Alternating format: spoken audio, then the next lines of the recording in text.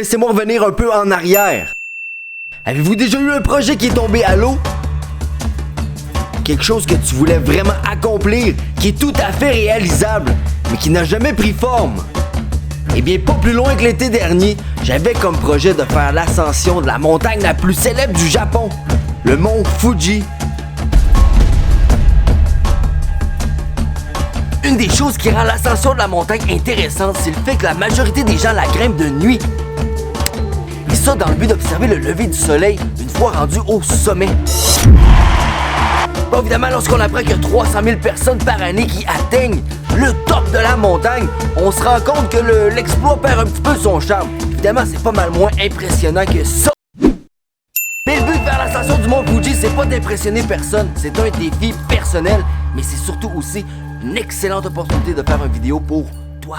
Alors concernant l'été dernier, tout était en ligne pour que le projet se réalise. C'est mon pote Fred qui avait lancé l'idée.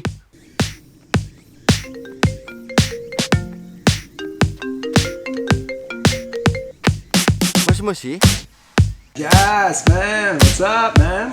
Ah ouais, j'étais au Japon, là, je suis à Kashi. Hey, demain, on monte au mont Fuji.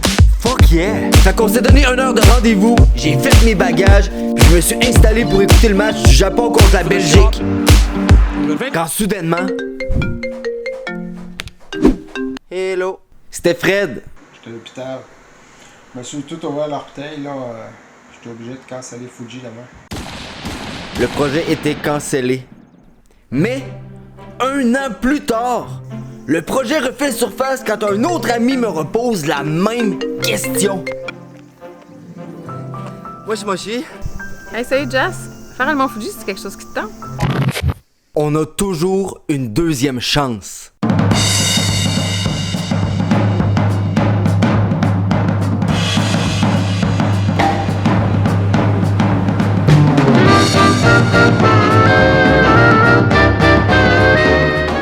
Le site officiel est en direction de la station numéro 5 pour le mont Fuji.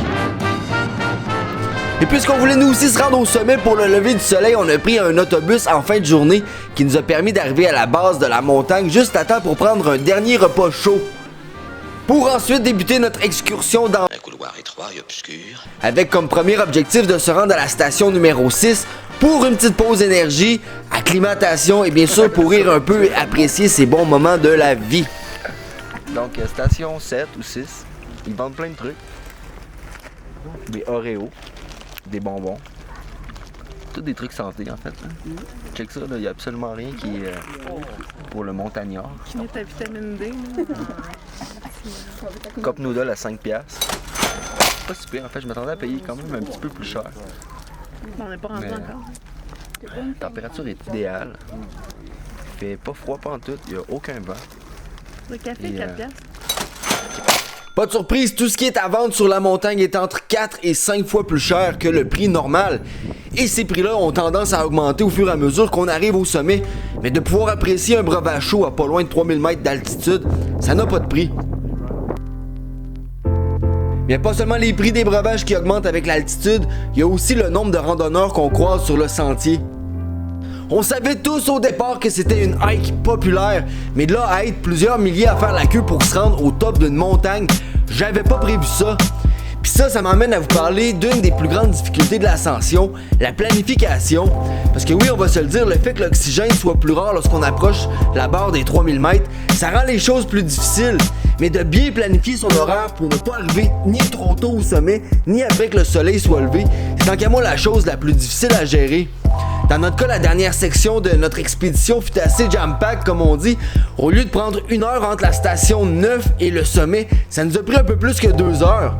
Mais on a quand même réussi à se rendre au top pour voir le paysage mythique du point de vue le plus haut du Japon. Et c'était magnifique.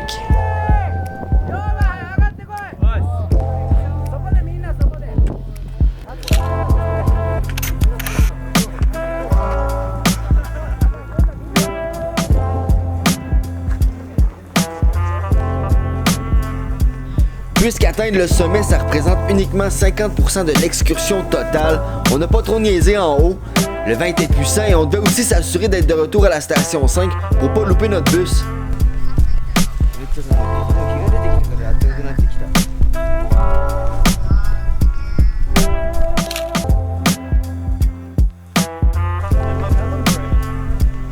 La descente se fait sur un chemin à pente douce garni de roches volcaniques.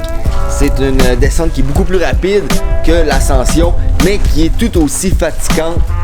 Sur le chemin du retour, on a eu une super belle ascension. L'ascension en 8h30. On est arrivé juste à temps pour le lever du soleil, qui était quand même exceptionnel, on va te le dire. C'est vraiment pendant cette section-là de l'aventure qu'on peut apprécier le paysage. Et c'est un paysage qui est sublime, je vous le cacherai pas.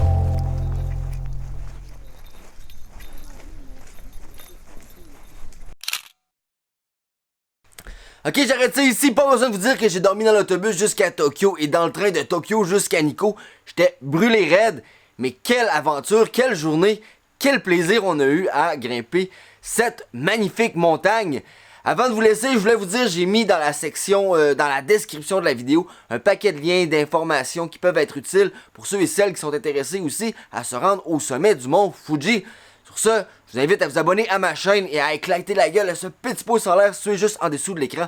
On se dit à bientôt. Merci de m'avoir écouté. Domo. Hey!